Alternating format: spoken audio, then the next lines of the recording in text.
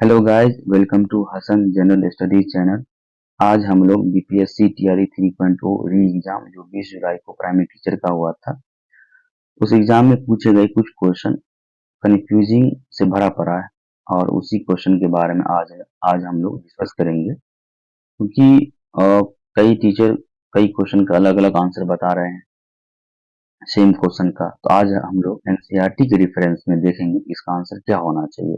जैसे pollutant responsible for assistant का हिंदी है, इसका रेफरेंस देखिए एनसीईआरटी का ही हम लिए हैं। इसके हिसाब से क्या होना चाहिए उसी के बारे में आज हम लोग जानेंगे। अगर आप लोग को लगता है कि इसका आंसर कोई और होना चाहिए तो आप लोग रेफरेंस दीजिए कमेंट में, और कुछ ऐसा ही क्वेश्चन आप लोगों के पास है तो बताइए, उस क्वेश्चन का हम आंसर ढूंढेंगे। चलिए शुरू करते हैं। पहला क्वेश्चन, जैसे pollutant responsible for acid rains are, इनका हिंदी पढ़ लेते हैं कि अम्लीय वर्षा के लिए प्रदूषक है। तो काफी टीचर बता रहे हैं कि इसका ओनली SO2 होगा, काफी बता रहे हैं कि CO2 भी होगा, मतलब D होगा। तो एनसीईआरटी में क्या है इसके बारे में चलिए हम लोग पढ़ते हैं। ये class 11th chemistry chapter 7 environmental chemistry English में नेम है। जब इसमें आज नीचे आइएगा तो यहाँ है एसिड रेन। यहाँ लिखा हुआ कि we are aware that normally rain water has a pH of 5.6 due to the presence of H plus ion formed by the reaction of rainwater with carbon dioxide present in the atmosphere। तो जो जल है वो carbon dioxide से मिलकर कार्बनिक अम्ल बनाता है। ठीक है, अगर हम फिगर में आए तो यहाँ देखिए धुआं वगैरह जो फैक्ट्री वगैरह से निकलता है उससे बना सल्फर डाइऑक्साइड और नाइट्रोजन ऑक्साइड। ये जो है जो एटमॉस्फेयर में मौजूद है वाटर वेपर, इससे रिएक्ट कर करके क्या बनाया, सल्फ्यूरिक एसिड और नाइट्रिक एसिड, यही एसिड के फॉर्म में नीचे गिरा। तो ये क्लास 11th केमिस्ट्री चैप्टर 7 से है, आप लोग भी चेक कर सकते हैं, एनसीईआरटी वेबसाइट पे ये बुक है अवेलेबल। अगर नीचे आए हम तो उसी बुक में नीचे में जो समरी है उसमें लिखा हुआ है कि tropospheric pollution is basically due to various oxide of sulphur, गौर कीजिएगा, sulphur, nitrogen, carbon, halogen and also due to particulate pollutant. The gaseous pollutant come down the earth in the form of acid rain. ये summary है। और हम हिंदी में बात करें तो हिंदी में देख लीजिए, यहाँ लिखा हुआ है कि हम जानते हैं, पढ़ लीजिएगा। ये पीडीएफ आप लोग को डिस्क्रिप्शन लिंक में दे दिया जाएगा, वहां से डाउनलोड कर सकते हैं। यहाँ भी देखिए, अगर हम यहाँ आते हैं तो लिखा हुआ है कि वायुमंडलीय थोक मंडलीय प्रदूषण मूलतः सल्फर, नाइट्रोजन, कार्बन, हेलोजन के ऑक्साइड तथा कनिकामय प्रदूषण के कारण होती है। थोक मंडल प्रदूषक पृथ्वी पर अम्ल वर्षा के रूप में आते हैं। तो ये यहाँ लिखा हुआ है, आप लोग पढ़ सकते हैं। ठीक है, ये तो क्लास 11th का बात हो गया। अगर हम लोग यहाँ आए क्लास 8 में,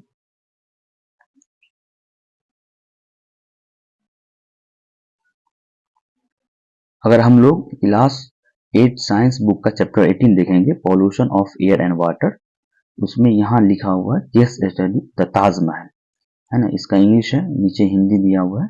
चलिए हिंदी में पढ़ते हैं क्या है। आगरा तथा इसके चारों ओर स्थित रबर, परक्रम, स्वचालित वाहन, रसायन और विशेषकर मथुरा तेल परिष्करणी जैसे उद्योग सल्फर डाइऑक्साइड तथा नाइट्रोजन ऑक्साइड जैसे प्रदूषकों को उत्पन्न करने के लिए उत्तरदायी रहे हैं। ये गैस वायुमंडल में उपस्थित जलवाष्प ऊपर अभिक्रिया कर सल्फ्यूरिक अम्ल तथा नाइट्रिक अम्ल बनाते हैं। तो कहीं ना कहीं वाटर वेपर यहाँ से आ रहा है। ठीक है, और अगर हम लोग एनसीईआरटी एग्जाम्पलर में जाते हैं तो एनसीईआरटी एग्जाम्पलर में सोर्स ऑफ एनर्जी चैप्टर 14 है साइंस का। इसमें यहाँ देखिए सेकेंड क्वेश्चन लिखा हुआ है कि एसिड रेन हैपेंस बिकॉज, मतलब अम्ल वर्षा क्यों होता है या किसके कारण होता है।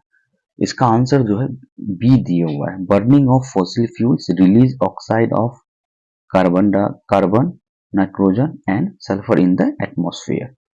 इसका आंसर जो है ये एनसीईआरटी के ऑफिशियल वेबसाइट पे ये आपको पीडीएफ मिल जाएगा एनसीईआरटी एग्जाम्पलर के नाम से। देखिए सेकेंड का बी ऑप्शन दिया हुआ है। तो यहाँ से भी हम लोग कंक्लूजन निकाल सकते हैं। अगर मेल नहीं रहता तो सिर्फ सल्फर डाइऑक्साइड और नाइट्रोजन ऑक्साइड होता है, लेकिन यहाँ मेनली नहीं है, पॉल्यूटेंट पूछा गया कि रिस्पॉन्सिबल कौन सा है एसिड रेन के लिए। इसका आंसर एनसीईआरटी और मेरे हिसाब से डी होना चाहिए। बाकी आंसर की का इंतजार कर लेते हैं। चलिए नेक्स्ट क्वेश्चन।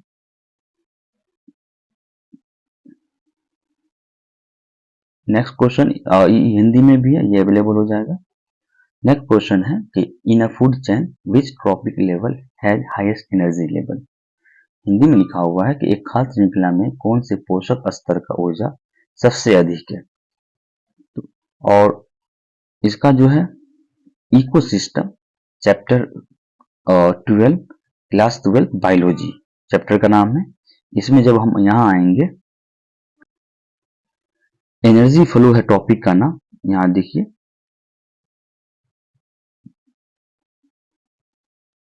इसमें जब यहाँ हम लोग आएंगे, यहाँ लिखा हुआ है so you find unidirectional flow of energy from the sun to producer and then to consumer. मतलब इस लाइन से ये साफ साफ पता होता है कि सन से जो डायरेक्ट एनर्जी आती है वो पहले प्रोड्यूसर के पास जाता है, उसके बाद कंज्यूमर के पास। तो यहाँ से ये इस क्वेश्चन का आंसर मिल जाता है कि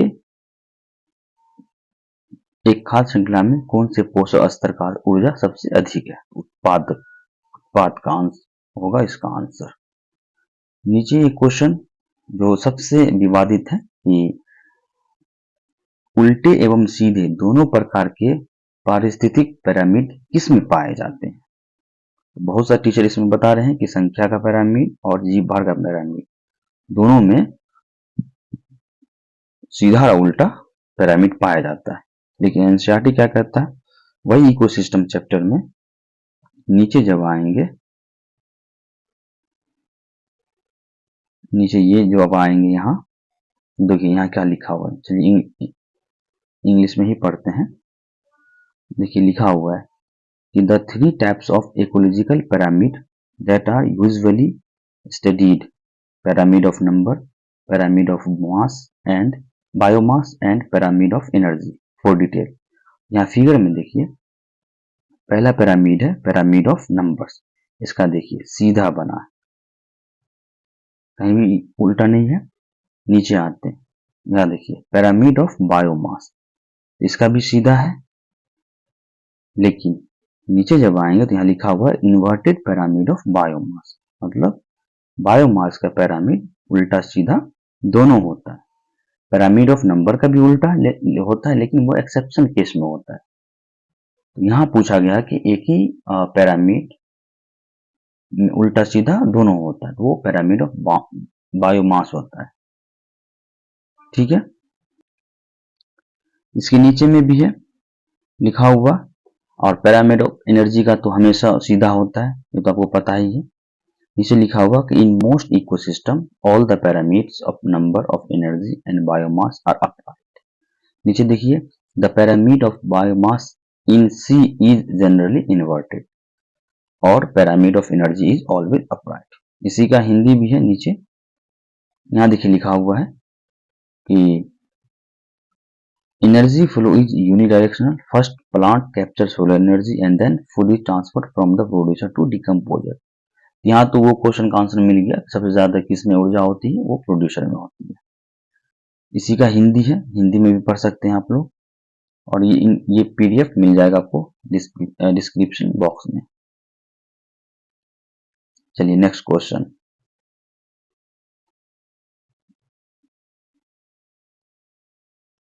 ये रहा कि which one of the following earthquakes is very severe and disastrous.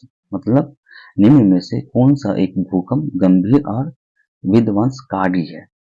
तो इसका आंसर ये आपको क्लास 11th ज्योग्राफी में चैप्टर 7 में मिल जाएगा। और उसमें जो है आप लोग यहाँ आइएगा भूकंप टॉपिक में, यहाँ लिखा हुआ है कि भूकंप की उत्पत्ति विवर्तनिक से संबंधित है, यह विध्वंसक और विस्तृत क्षेत्र को प्रभावित करती है। तो कौन सा भूकंप है वो इंग्लिश में पता चलेगा आपको। इंग्लिश में इसमें जो है लिखा हुआ है, ये देखिए इंग्लिश में लिखा हुआ है कि earthquakes that are of tectonic origin have proved to be the most devastating and their area of influence is also quite large। तो इसका आंसर जो है क्लास 11th ज्योग्राफी चैप्टर 7 से मिल रहा है। इसको हिंदी में हमको लोग कहते हैं भ्रंश मूलक और इंग्लिश में कहते हैं टेक्टोनिक अर्थक्वेक। इस क्वेश्चन का आंसर भी और 11th ज्योग्राफी से पूछा गया था। चलिए नेक्स्ट क्वेश्चन, हिंदी इंग्लिश दोनों में दे दी है। बंकिम चंद्र चटर्जी नोबेल आनंद मत वाज पब्लिश्ड इन। तो ये देखिए क्लास 10th का जो हिस्ट्री है chapter 8 Nobel society and history, उसमें जो आप लोग यहाँ आइएगा पेज नंबर 197 में यहाँ लिखा हुआ है कि the imagination of the novel was so powerful that it could inspire actual political movements. Bankim Anandamath 1882। तो यहाँ से इसका आंसर हम लोग को मिल जाता है। आनंद मत 1882 में पब्लिश किया गया था। चलिए next question, the true economic liberalization of in India initiated from which of the following years. मतलब भारतवर्ष में संपूर्ण आर्थिक उदारीकरण निम्न में से किस वर्ष प्रारंभ हुआ था। इस क्वेश्चन का answer class 11th economics chapter 3 जिसको हम एलपीजी बोलते हैं शॉर्ट में, वो जब खोलेंगे यहाँ टॉपिक देखिए रेड में लिखा हुआ है लिबरलाइजेशन।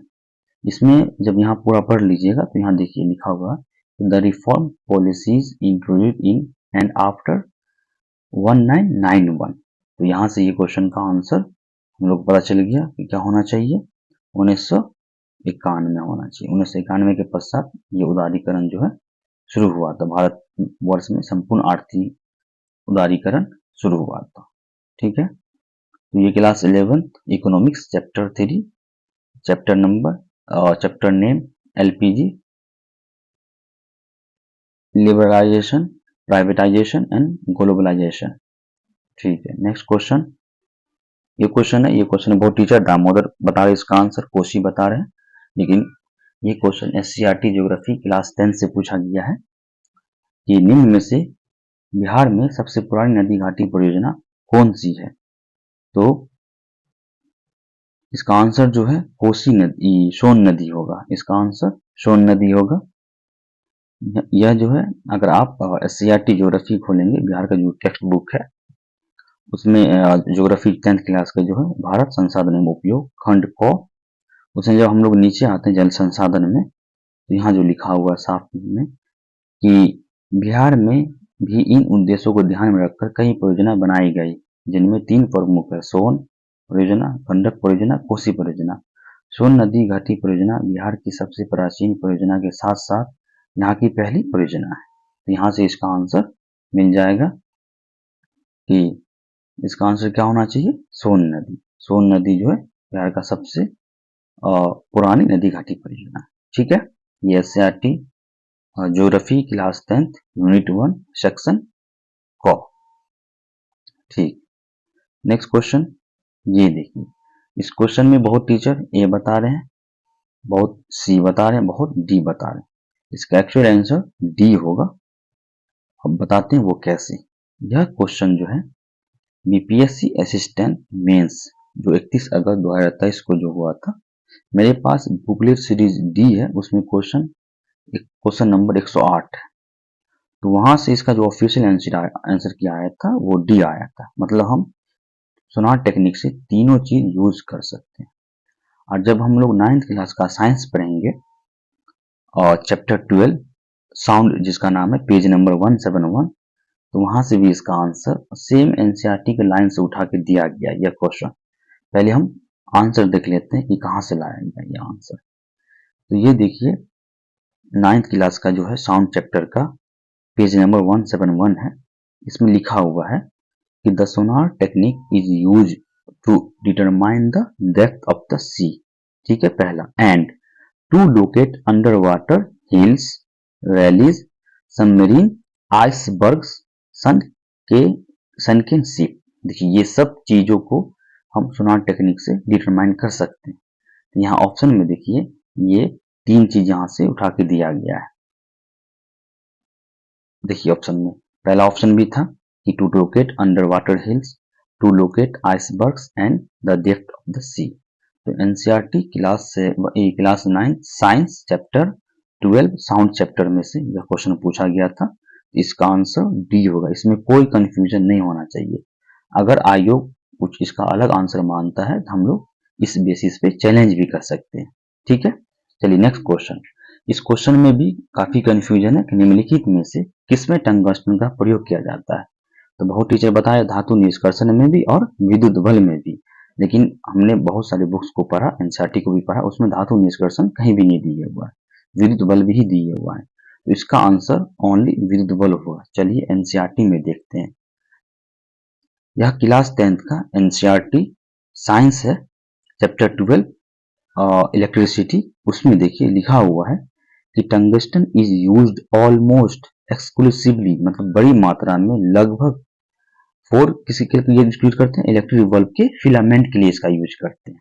ठीक है, और यह क्वेश्चन जो बीपीएससी असिस्टेंट प्रीलिम्स का एग्जाम जो हुआ था 28 अप्रैल को 2023, बुकलेट सीरीज जो मेरे पास बी है, बुकलेट सीरीज मेरे पास सी है, उसका क्वेश्चन नंबर 124 मतलब 124 में ही क्वेश्चन पूछा गया था सेम, उसका भी आंसर इलेक्ट्रिक बल्ब ही माना गया था। और एनसीईआरटी क्लास 10 साइंस से भी ये प्रूफ हो चुका है इलेक्ट्रिसिटी चैप्टर से।